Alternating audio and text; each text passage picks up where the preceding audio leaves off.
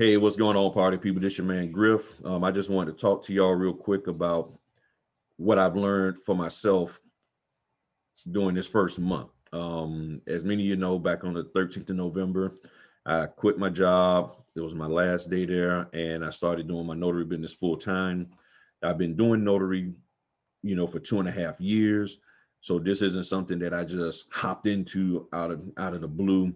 I literally spent time building my business and planning my exit from my job. I was going to leave in July 2020, July 30th. I had that date, but because of COVID, I said I'm gonna hold off to take advantage of all of this new stuff coming out and to really get things solidified. Since I was working from home, honestly didn't have to deal with people, see certain people, and sort of be isolated from my work environment because it was getting stressful. So I said I'm being home and I can be with my family and all that. And I said, okay, I'm gonna hang in here. I'm gonna see how long I can hang in here with working my regular job still and doing notary part time. Well, as during that time, business increased to the point where I was like, okay, I gotta make a decision, and came down to a point where I had that just I had a few meetings with some people and decided, what, it's time for me to bounce. So I bounced on out, started doing this full time, but I did plan to do it, and I had a great plan and it has worked. And I was working the plan in a part-time capacity prior to me going full time. And that plan basically is from the 1st through the 15th, take every signing that you can to make a particular dollar amount. Back then it was to make about at least 2 grand. Now it's really to make 4 grand, maybe 5 grand in 15 days. And don't squabble or quibble, whatever, quabble over the dollar amount so much, but just get the orders in and get the work in. So when the end of the month comes and they start throwing out those 125, 150, 175 orders, they'll be more apt to give them to you because they're like, well, you've been doing this stuff for us the whole month. And by doing all of those signings in the beginning of the month, even though they're only paying $85, sometimes 65 or $50, sometimes even I'm done to $30, it still gives me practice. It still keeps my skills together. It helps me hone in on what I'm doing. So when a rush order comes in and I got, 4 or 5 to do in 3 days or 2 days, I can get it done. Or sometimes 4 or 5 in one day. I got a system in place to make it happen. I learned that the system that I put in place needed to be tweaked. So I tweaked it. It's gotten better. One of the other things I did was I got 2 cell phones. Yeah, I did. Just checking to make sure I have my other one. I have 2 cell phones, and I have to switch all my notifications over to the one that's not my primary call me and talk to me phone, because my main phone, this one, would turn around, would not let me know, would not even make a sound if I had the phone on that I got a text message. It just didn't. And I've done everything I could to figure out how to do that. It just doesn't work. And primarily a couple of years ago, Sprint did an update, and when they did that update, for whatever reason, that stopped working. So I'm not even trying to deal with that. The phone works great. It just doesn't lets me know. It doesn't override the do not disturb. And I got all of that thing turned on to override it, and it still doesn't.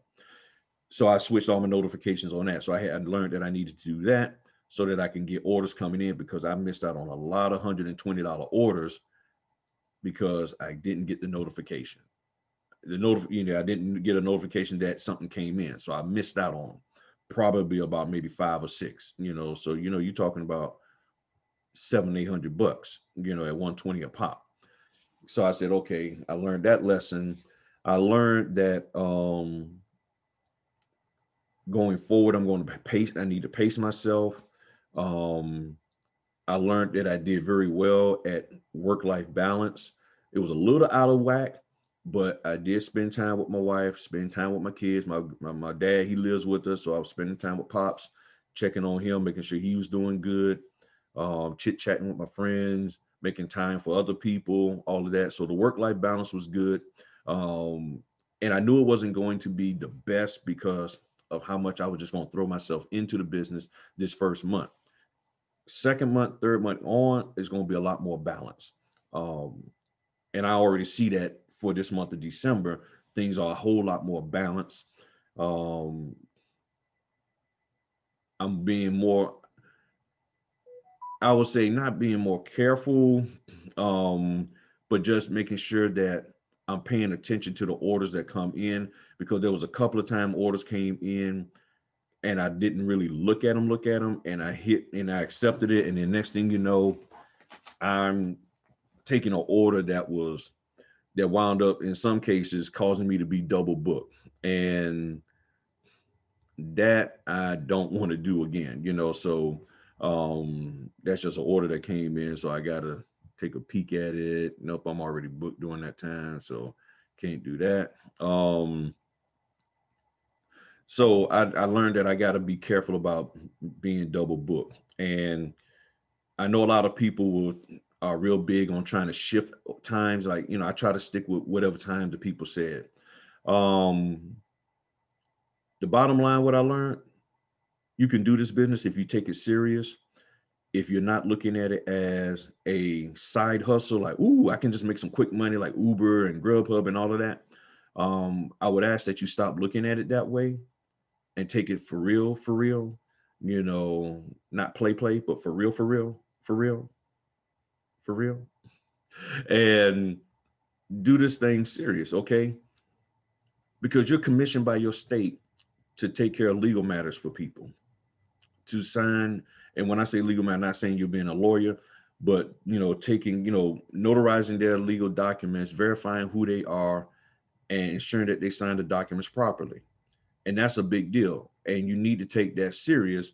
And a lot of people are taking this business as Bill Soroki, he said himself when he first started, it was just an ATM. I'm bringing money in and I'm just, woo. And he learned, okay, I got to take this for real. And I've also learned that there are people who are doing this and they still have the W-2 mindset. They're trying to get hours for dollars. For every hour that I do, you got to pay me this. For every minute that I do, you got to pay me this. And when you're running a business, it's not always about how many hours I put in and how many dollars I'm getting for those hours. It's about, what are your goals? My goal is to make this amount of money. Okay. And in order to make that amount, I might have to spend 3 hours doing a signing, which nobody really wants to do, or I might have to maybe be able to do it in 30 minutes, which everybody wants to do. But there's a range. But then in that 3 hours, did I make a connection that led me into making additional money? And that's what has happened to me. So in doing the signings and you doing well, it opens up the door for more opportunities. So you can't look at this as a side hustle. It is not. I did when I first started, because, and mainly because it was by default, because I was doing so many side hustle stuff. I was doing Grubhub, Instacart, Postmate, Shipt, Amazon Flex, you name it, I was doing it. If it could be done, I was doing it. And I was looking at it strictly as a side hustle, and I learned very quickly that this is not a side hustle. But what I learned that years ago, or two, almost 2 years ago, that it's not a side hustle. But I learned more recently that a lot of people still look at it as a side hustle, and that's how they're coming into this business. And it, I won't say makes me angry. It just makes me concerned, because people come in as a side hustle and then they leave, and they just come in and they could burn up some stuff and make things look bad for notaries, because the side hustle isn't what they thought it would be. I thought this was just going to be a quick way for me to make, $150 for a little bit of work. And as I always say, a lot of people, like, I want to do this much put this much effort in doing the notary work and get that much return. And what I'm seeing is that the moment this much effort turns into that much, it went from here to there, people are bowing out. People are talking bad about it. People are like, and if they're not bowing out or talking bad, then they're saying, oh, they need to pay me more. I had to do this. Oh, you need to pay me more. I had to do that. You need to pay me more. And the only time like I share with y'all, if it's late night, if it's driving 2 hours and all that, yes. But some of just a basic go do this here. And I mean, I'm hearing people talk about because they had to drive 40 minutes, take a 40-minute drive. Or you got to pay me more for that because I only wanted to really do this business, and only wanted to drive 5 miles. I only wanted to work within a 5 mile radius of my house. I'm like, okay, I don't know what to say about that. I mean, I'm learning that people got the wrong intent. Being a notary is not about doing everything right next door. Okay, I'm going to get paid $300 to notarize my next door neighbor. I mean, it doesn't work that way. So I'm learning because I don't take the business in that perspective. I don't take the business as a side hustle. I've learned that because I take it serious, I'm able to make the good money. And I'm learning that other people who don't take it as a side hustle, who even take it more serious than what I was doing, they're making great money. So to make good to great money, you got to take this business serious, and it can't be looked at as a side hustle in any way, shape, or form. And if you don't look at it as a side hustle, you'll be all right. Because that side hustle vibe comes off, and people pick that up.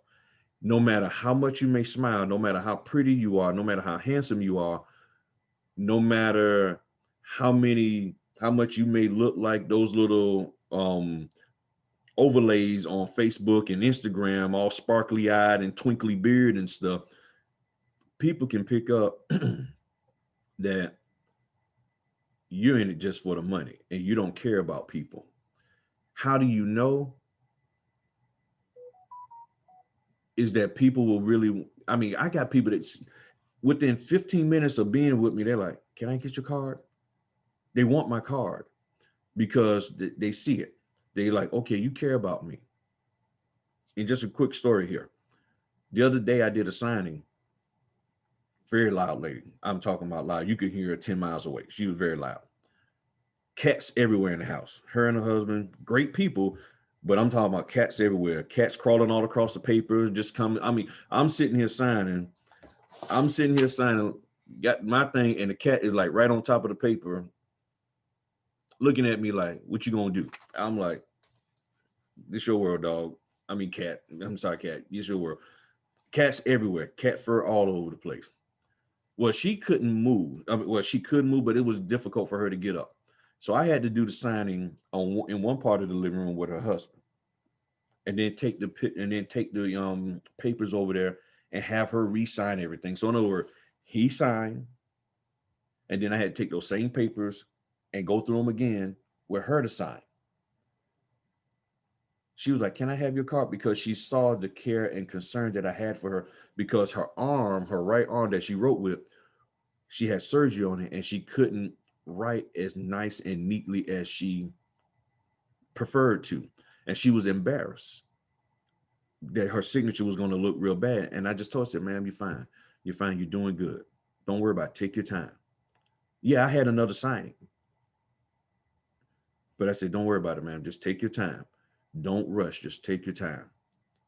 And we got through it. I don't even know how long it took, but we got through it. And it made her feel good.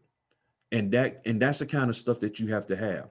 But when you come rushing in, and yeah, I was already late for them anyway because of some other stuff, and then you come rushing in, and like people pick up on that. Oh, all you doing? You just trying to get this done so you can get to your next dollar. I don't care how. Let's take your time. What we got? Because they go back and they tell other people, man, this is a great notary. Yeah, if you need notary stuff, get him. If you need notary stuff, get her. So I learned that showing even more care and concern is paramount, and that there are a lot of notaries out here who don't. So that's why I say, you got to take this business serious. It's not a side hustle. If you're looking at it that way, that's your prerogative. I guarantee you're not going to be doing this very long. I guarantee you're going to tick somebody off. Somebody going to touch a nerve with you, and you're going to snap on them. And next thing you know, you're gonna be out. Okay. So I don't care how whether you direct, indirect, whatever you want to call it, you tick if you don't have the right attitude with this, if you look at this as a side hustle, when things get tough, when things get a little tight, you will snap on somebody unjustifiably. It's just that simple. And I've seen it. So I learned that this is a great business to do full time. I learned that I, as a person, have to continue to balance myself, make sure my work life balance is straight, um, make sure I continue to grow and learn, and always be aware of the unexpected, and don't allow the unexpected things to throw me so far off that I would quit the business. And then I had something that happened the other day that made me doubt that I was even a notary. I mean, I went in, and just to give you some, I did a direct signing.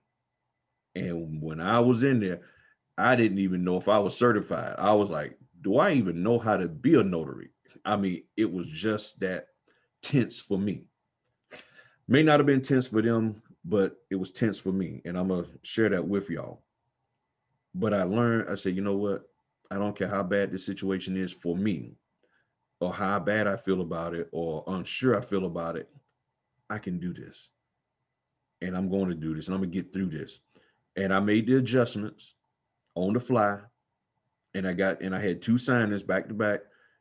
And the first one didn't go good at all. And then the second one got better. And I believe because I was able to make that adjustment, it showed them, okay, he's all right. He's okay. Because in the beginning, they're like, what in the world we got here? And I was like, what in the world do we have here? Because I'm like, this ain't what I expected. And that's the whole gist of that, was that the level of expectations from them and from me didn't match up. They didn't jive. I mean, they didn't do this here. It was like this. It was like that. The expectation was all jacked up. And I didn't know. And I learned from that. And I'm gonna share that with y'all. But you can do this, business people. Take it serious. It's not a side hustle. It is a way of life, and it touches the lives of a lot of people. So, and I'm gonna say this, and I'm not. Every time I turn around, I'm seeing somebody popping up on YouTube that's only been doing it for a hot minute, not even a simmering minute, and they keep saying how they got the real deal on this. They got the real deal on this. You got to be careful of getting caught up in the hype. Now, note what I'm saying. I'm not saying the information that they're saying is incorrect, because I listen to them, and a lot of the information they're saying is correct, but they're not telling you the other side of it. It's like, hey, you can make this money, but the other side of what it takes to make that money, the other side of what you sometimes have to deal with. And that's what I try to bring to the table here, is to get you to understand the real life situations of how to deal with some of that stuff. But you got to be careful of the hype, because there's too much hype about the notary business. And as I've learned from one of the my YouTube people that I watch, the Minority Mindset, and you need to check him out. I put it in the description. One of the things he says repeatedly, and at 53 years old, I've seen it and I can attest to it. Every time there's hype about something, there's a fall off, because there's this false, like, hey, this is it, and this is the greatest thing, and then bam. And I think with notary, people are hyping it up. And the reason why it could fall is really because because they hyped it up, and you couldn't live up to the hype, or you found out that, oh, this is not what it really is, that there is more work involved, and people are making it seem like it's just so easy. I just signed the stamp and ching ching ching, and I'm like, nah, nah, nah, nah, there's more to it, and maybe in some areas, but not all. So don't buy into the hype. And I'm not against anybody doing what they're doing. I just don't like people just hyping stuff up, and You just, I mean, look, if somebody got married today, if two people got married today, and next week they're on YouTube talking about, hey, let me tell you what it's like being married. We've been married for 3 weeks.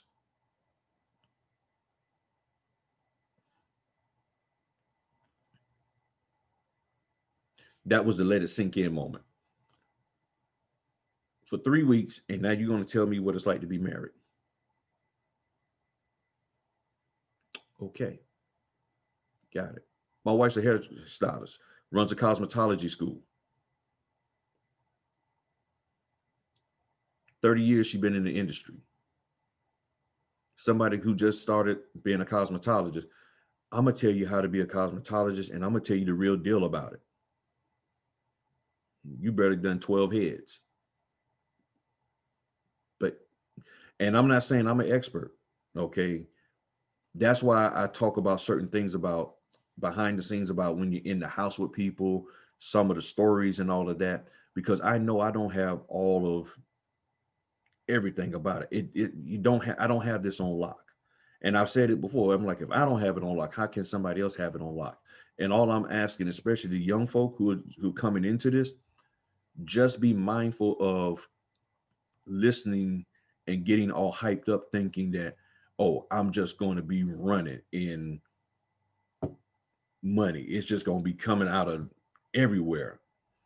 It can, but you got to put some work in for it. Okay. And if you're unwilling to work for it, the hype is going to run off real quick. The moment you really got to put in some work, the moment somebody says, okay, look, we don't have any other notice around, I got 5 signings I need you to do today, and I can only pay you $100 a pop. That's just what it is. I'm not trying to screw you over. I can only pay 100, and each one is going to be about a 35, 45, maybe even 50-minute drive across the city. Can you do this for me? Work level just went up like that. Nah, you got to pay me more. I mean, or you do it and then you holding people's documents hostage. And see, that's what happens when the hype wears off, when you really got to get in there and do this thing, and it didn't turn out to be a 30-minute sign, drive-by signing. I'm gone in 30 minutes and I got $100, and you had to be there 35 minutes. Oh, I ain't giving the documents up until y'all pay me more. That's what I'm concerned about. And there are people who are doing that crap. And if you're one of them, you need to stop. That's just what it is. That was another sink in moment. Let that sink in. Stop doing that. Okay. You win some, you lose some. Not every sign is going to give you $400. Not every sign is going to pay you $2. Make a goal, how much money you want to make, and go for that, and stop acting like a W-2 employee doing this with dollars for hours mindset. Get out of that dollars for hours mindset and focus on making some money and doing a great job at what you've been commissioned by the state to do. They're entrusting you to do something, and you need to do it right. It's just that simple. So thank y'all, everybody. Y'all have a good one, but I will be putting a video up about my experience when I went direct or did a direct signing. It was interesting. All right. Peace.